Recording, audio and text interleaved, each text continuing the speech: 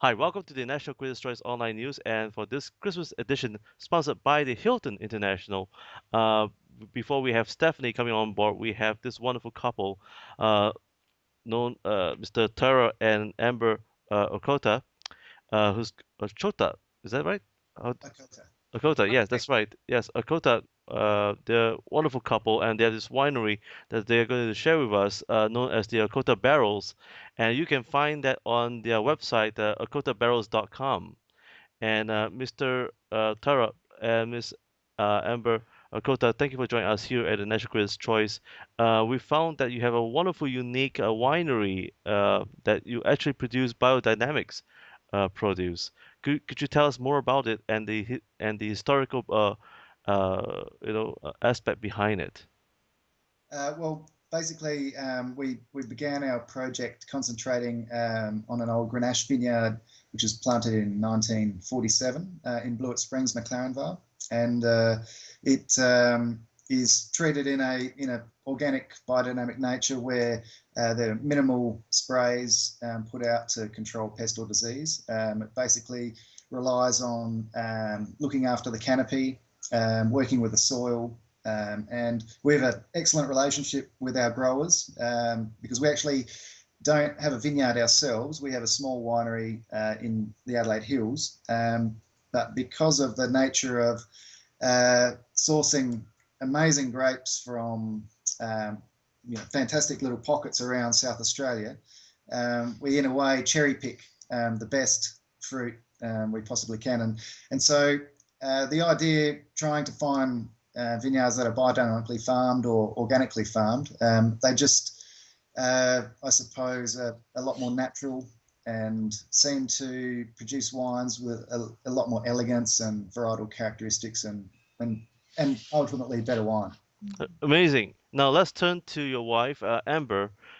Miss Amber Okata, please could you tell us and to all the women around the world why do you choose to be part of this wine growing industry in Australia? And what kind of challenges did you face when you first joined your husband Mm. in this great adventure? Well, I guess our adventure started in Mexico.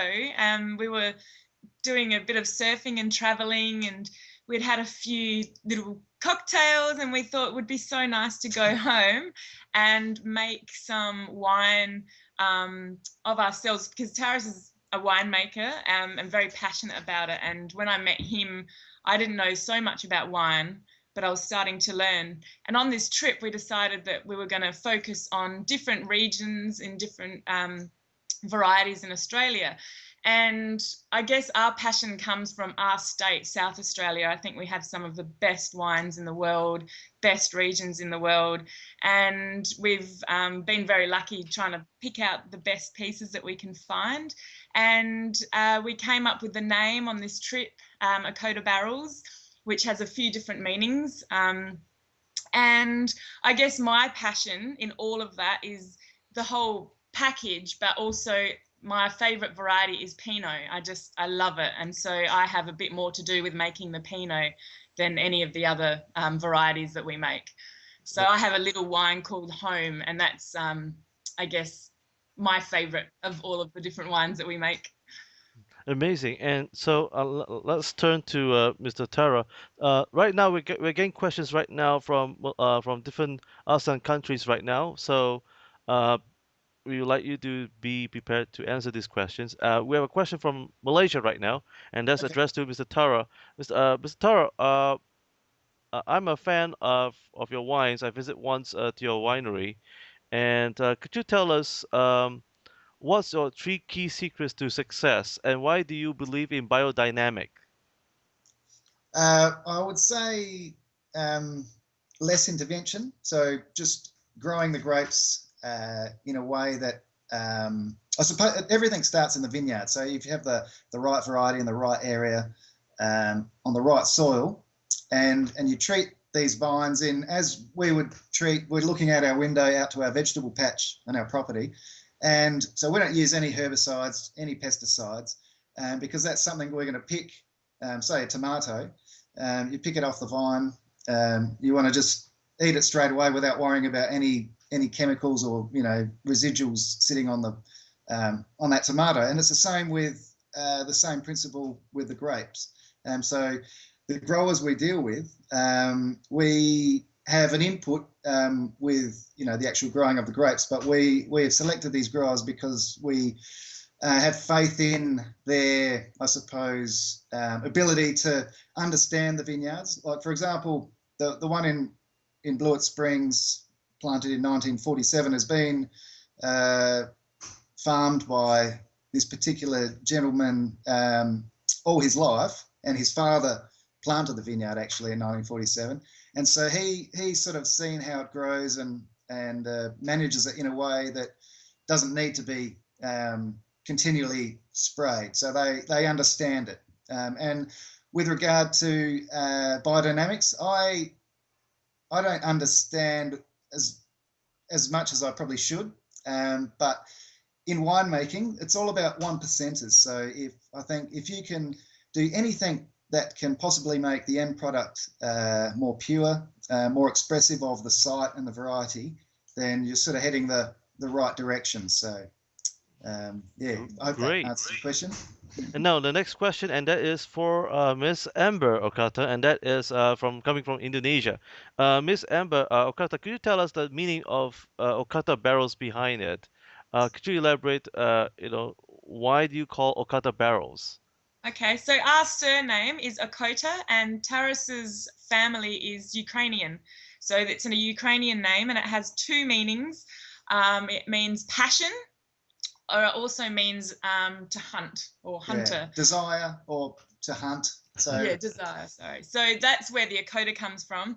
And then we just thought the name Ochota Barrels symbolized a few things. I guess barrels, when you're surfing and you're in the perfect wave and you have this barrel around you. So that is kind of the surfing scene, but also so the tube of the wave, when that's a barrel. And yeah. But then also, of course, our wine sits in barrels for a long time, and so that side of it is the barrels. And I don't know, we just liked the ringing of the Ochota barrels. It sounded good at the time, and we're like, yeah, that's the perfect name. Oh. And we like it. So amazing. Now, there's another question that's coming from Thailand, and that is, that's actually given to both of you, to Mr. Tara and Miss Amber Ochota, and that is, we saw that your brand, the symbol that's been designed, it looks pretty much very hypnotic. What does it represent? The symbol of your brand. Yeah, I suppose it's we wanted something that was quite stark and simple, so it would stand out. Stand out on a wine list for one thing, and it was just an image I came up with one afternoon. I was sketching, and it sort of represents a labyrinth of flavour, of texture, emotion, and also I suppose it resembles a target. And so some people say as well, it looks like when you look down onto the bottle, you can see the different layers of the cork, and then the top of the bottle and the bottom of the bottle. So it's kind of looking at that angle. And every time people come and tell us different things that they see in it, which is interesting to us as well. And I've always quite been attracted to stark designs and symbols, especially sort of coming, from a surfing background. A lot of those symbols that are, to do with any kind of surfing or snowboarding or skateboarding imagery, they generally have these quite unique symbols that I always thought it'd be great to, if you just saw the symbol, you wouldn't even need to see the name Ochota Barrels. You can just you see it and go, oh, that's the Ochota Barrels wine. I'll grab that. I must say, when I first saw your symbols, I thought it was some kind of alien spaceship. But friendly aliens, it's okay. But it's pretty cool. I like that. Now, moving forward, there's another question that's coming in from Malaysia, and that is, what's your philosophy of making a good wine? And that's addressed to Mr. Tara Okota. What's your philosophy of making a good wine? I would say definitely it starts with the site. and the variety, the soil, the microclimate, the mesoclimate, the macroclimate surrounding this one plant that produces these berries. And then I think our philosophy is to not interfere too much. Basically, try to carry these grapes and gently make them into representation of that vineyard. And I suppose I have a background. I've worked as a flying winemaker throughout Europe, and I worked in California and for some quite high-profile wineries in Australia. And I have just, I suppose, picked the eyes out of everything I've learned along the way, and picked the best parts of my experiences to hone them into the Ochota Barrels project. And it sort of represents our life in a way. We like things that are quite, I suppose, honest and a lot to do with nature. So basically, we don't handle the grapes too much. We don't add any crazy things to make them do crazy things, and we let the grapes talk. Let the grapes talk, yeah. I have a question from Japan, and that is a female winemaker based in Japan. And this question is attention to Miss Amber Ochota Barrel. Sorry, not Miss Amber Ochota, not Ochota Barrel. Sorry, pardon me. The question is, Miss Amber, how do you make your Pinot Noir, and what kind of challenges do you face in making it? Because you have to work alongside with your husband, and does your husband agree to your techniques and the taste or your palate of your Pinot Noir? Good question. Well, I think Pinot is a very elegant, very feminine type of grape, and I guess that's why I choose it as my favorite. And I think that's why Taras agrees that I should make the Pinot. Is that right? Well, yeah, we actually made some Pinot together, had our one each, and to be honest, Amber's was better. So it's the feminine touch, you know. I think, yeah, the feminine touch, and she was even less, in terms of cap management, she was very gentle and hands off, and. But I think the secret actually is we got this beautiful little vineyard not far from where we live, and I had my mum and my dad and Taras's mum and dad and a couple of friends and our son, and we all picked the grapes, and we had a beautiful picnic under a tree afterwards, and the whole experience was very beautiful. And then we brought the fruit home and had it in our little winery at home, and it was very pure and beautiful experience. So I guess that's why it's my favorite. Probably contributes. Yeah, it's just that whole feeling of the wine was just very lovely. But I guess the challenges would be it's quite a temperamental grape. I think it can be a grape that turns into something amazing, or it can be something that turns into something a little boring, I guess. So that for us is the challenge, but we do have good fruit, so that helps. And I think Pinot especially is something you don't want to try to make like Shiraz. It's it is light in colour. It is quite perfumed and elegant, and it can be a little grubby, definitely. And that this, for example, this little vineyard that comes from our it's called the Home. So this is the I don't know if you can see it with the light, but no, you can't really. But anyway, it's about a bit less than the size of a tennis court, the actual whole vineyard, and they were cuttings taken from Stephen George's vineyard in Ashton Hills 14 years ago, and not really sure of the clones, but basically the whole vineyard is hand-picked, put in a fermenter, squashed a little bit, and that's the whole winemaking process. The cap is plunged by hand every couple of days. No additions were made. It's then basket pressed with an old basket press that's handed down to me from my father. He used to make wine in his garage back in the 70s, and we just have a ratchet that we gently press the juice into the barrel with buckets. So there's no pumps, there's no electricity. It's all done by gravity. And then we hand bottle it. But all the decisions on when to pick, when to press, how often we say plunge it, that's all up to Amber, and everything is done on taste. So, um, Wow, amazing.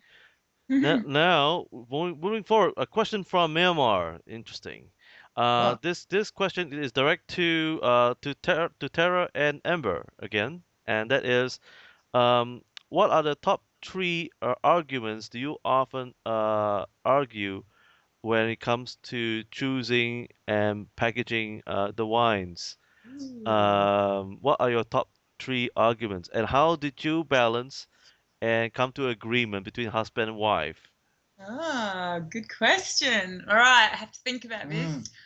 mm. Um, ooh. I can't really think of any arguments. I would sometimes, because I get during vintage a little bit crazy and a little bit fussy, and I may be a bit moody and say to Amber, look, have you plunged that? And she's like, no.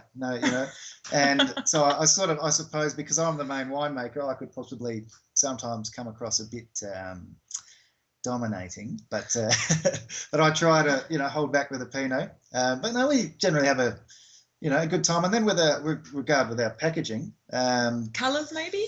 we generally agree, and we get quite excited with making decisions on wine names, or the color of a label, or we yeah. argue about other things, but this Yeah. side of things, we do collaborate quite well, because it can be a challenge living with someone, parenting with someone, running a business with that same person. There's a lot togetherness, but we seem to do it okay. Touch wood so far. Yeah. The only one, I suppose, disagreement we have is the argument about closure. So yes. on the bottle, because in my experiences, making wine around the world, I've come to favour the screw cap for all wines, just because, as a winemaking point of view, with a screw cap, what I put into the bottle, I'm basically guaranteed that you as the consumer will get that in the end. Whereas my belief that if you put it under cork, you don't have so much control over it. There's cork taint, there's oxidative issues. Whereas Amber, for me, the cork is about the whole romance of it and the opening of the wine. And when you do have a special bottle of wine and it's not corked and it's perfect, it's special. I think you've earned the right to have that lovely drink, and I don't know, I think it's lovely. That's why Amber uses the cork. My Pinot. And I like the screw cap. So, okay. So all the Pinot is under cork. And also we do make a couple of other wines which are no more than 100 bottles in production, which we'll hand bottle, on our back sort of veranda, just on, and hand label it and hand wax it, and so under those circumstances we do bicker use cork sometimes. We cork, but we do have a lot of wax dipping the corks, and a lot of hand numbering because they're so small batch wines, and we put a lot of love into our packaging, a lot of time as well. But yes, yeah. So every step along the way, it's all about trying to create something that is beautiful in the way it looks, but also the way it tastes, and yeah, hopefully it's working. Amazing. You just answered the question that's coming in from Korea. We have this question for you, but for both of you again, and that is, dear Mr. Taro and Amber Akota, could you tell us, uh, what is the difference between the packaging, wine packaging, in your own perspective, between plastic bottle, glass bottle, tin, and especially those that's been argued between the cork and as well as the screw cap. Now, you have already said that you prefer to have a screw cap, and the other says, of course, the cork provides the romance. But with the newer packaging that's coming out today, they even have plastic bottles in the wine. What is your perspective? I don't have a lot of experience with plastic bottles, and in Sweden, I generally would consider that to be sort of more of a commercial entry-level style product, whereas our wines are handmade, and we every step of the way we don't make any compromises with the quality, and I think that's why we would definitely choose glass for the fact that it cannot contribute anything. And quantity as well. We're quite a small winery in terms of, compared to a lot of other big production wineries. So I think if you have more wine and you're selling all over the world and you have a lot bigger market, then maybe you would put it under some other type of material. But for us, it's definitely the higher end glass and cork and capsule. Huh. Now, a question from India, and that is, could you name 3 keys of your success in operating a small winery? Is it 1 because it's easier to manage, or 2 because it's small and it's just both of you and and your friends to manage the entire process of quality, or 3 because of the terroir that you have? I think because our whole winemaking approach is about attention to detail, and if we need to maintain that, if we were to make more, we wouldn't be able to maintain the same quality. So I think we want to keep it small. We don't want to expand. We're very happy with our size. I mean, we sell out at the moment. We have no wines for sale. We sold out of our summer releases in February, and they only probably we have the wines for a month after release, and they because of the small production, and we could expand, but as we said, we do it for a lifestyle where we and basically to make the best wine we can. So if we possibly were to make more, it may compromise the quality, and it doesn't suit our lifestyle, I suppose. To don't want to work too hard. We'd like to be able to keep it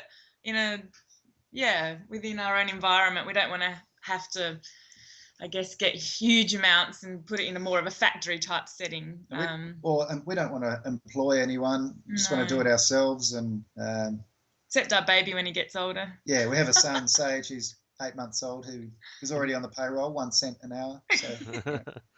A question from Taiwan, and that is to Mr. Terra himself, and that is, moving forward, your wine seems to be sold out all the time. Even today, we checked your website, and it's already sold out, still sold out. My question to you, Mr. Terra, that is, moving forward, what kind of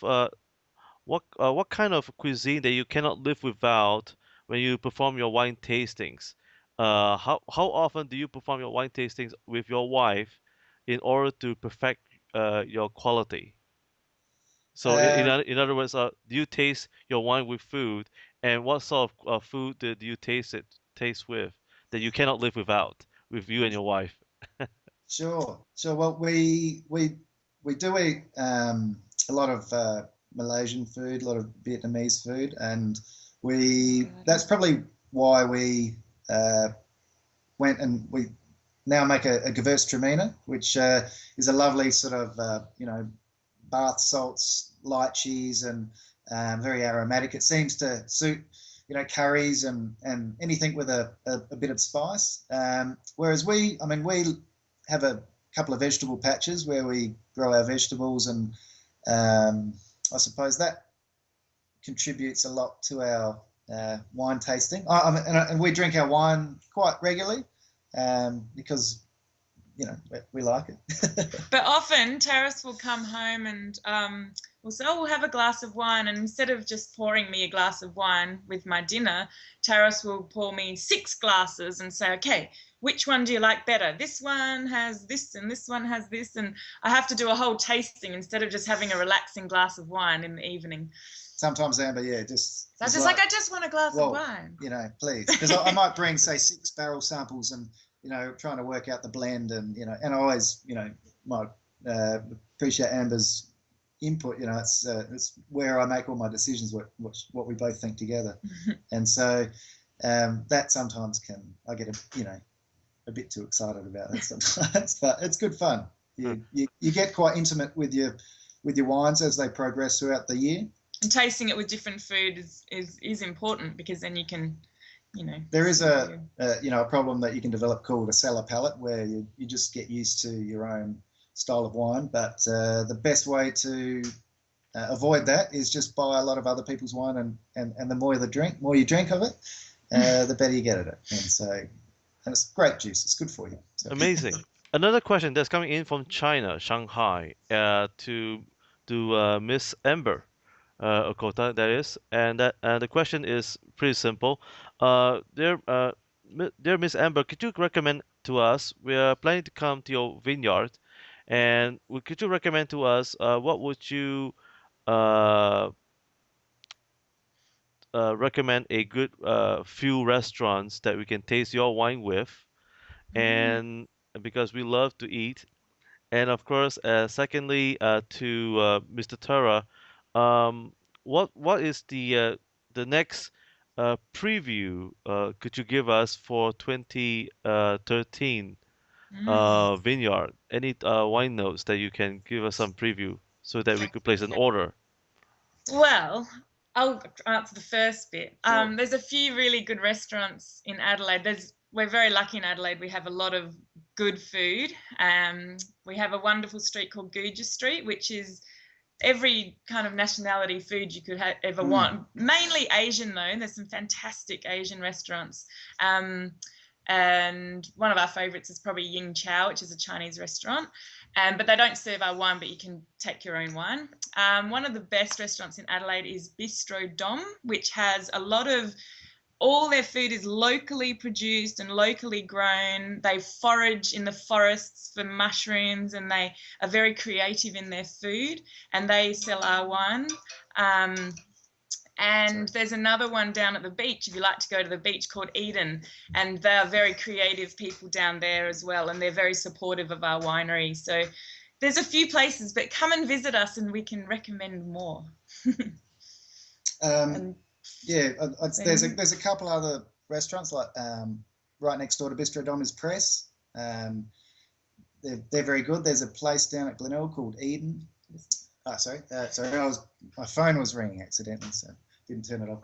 Talk about the next release. And the next releases are 2013. We're looking at releasing Gewürztraminer from the Adelaide Hills, our Grenache Rosé from the Onkaparinga Hills, and our Green Room, which is called the Green Room, which is a Grenache Syrah from an organic vineyard in Onkaparinga Hills as well. And these will be getting released for spring, probably the 1st of September. They'll be available, and I would say that the Gewürz, well, actually I'm generalising and comparing them to 2012, but I'd say 2013 is a better vintage. The wines seem to mature with a lot more balance with regard to acidity and tannin development and flavour profiles. So I'd say 2013 is definitely a vintage to jump onto. And what about the Grenache and at the end of the year? So yeah, end of November we'll have the Fugazi Grenache, the Slint Chardonnay, the Shellac Syrah, which we just received 97 points from James Halliday. It was voted the best of the best. So if you get the James Halliday magazine, number 1 on the list is Hill of Grace by Henschke. Number 2 is Penfolds Grange. And then number 3 is the Ochota Barrels Shellac Syrah. So we're very happy to find that. That was only 2 days ago we found that. So yeah, these releases will be at the end of the year. And everything is... and the Pinot. And the Pinots. Everything will be explained on the website with regard to when they're released. And if you are interested in being informed beforehand, so if you were hoping to get some and you didn't want to miss out, if you could join our mailing list, which is under the shop heading on our website, we'd be happy to keep you posted. Whoever would be interested, that'd be great. Love to hear from you. Of course. And speaking of which, we have just one last question, I hope, and this is from coming from Vietnam, and that is um, to both of you. To Mr. Tara and Amber, what will be your most memorable experience you have running this wonderful vineyard and or business throughout your career? Um, for me, it would be having our son and having him in a little sling around my shoulders, picking the grapes earlier this year. And then we put him on the grapes and he stomped them with his little feet. That was very sweet. Yeah. But that's more of a family memory. And actually, the 2 days after our son Sage was born, we were awarded the best new winery in Australia by the Sydney Morning Herald, Melbourne Age, Penguin Good Wine Guide. So it was a lovely weekend, yeah, having a new son and getting that award. So it was an excellent end of year, and hopefully things will keep doing nicely like that for us. Yeah. One very last question, that's from me, and that is, do you have any plans to write a book or a biography, or even have a cookbook that with a combination with your wines in the near future? Wow, you've planted a seed. Good idea. I haven't thought of it, but no. Hopefully there's more hours in the day at some point in our life where we could do things like that. Yeah. But, no. Terrace is a very good cook. So you do cook. He is very good. Yeah. Me, not so much. Oh. He's very good. Is there one particular dish that you just have to cook every day? I do like chilies. Anything to do with chilies. Really? I love chili, anything spicy, but my laksa isn't too bad. So, that's a regular, definitely. So we hope to see you back here in Singapore one of these days. And love to come. And once again, viewers, thank you for joining me here at the National Quiz Choice with Mr. and Mrs. Ochota.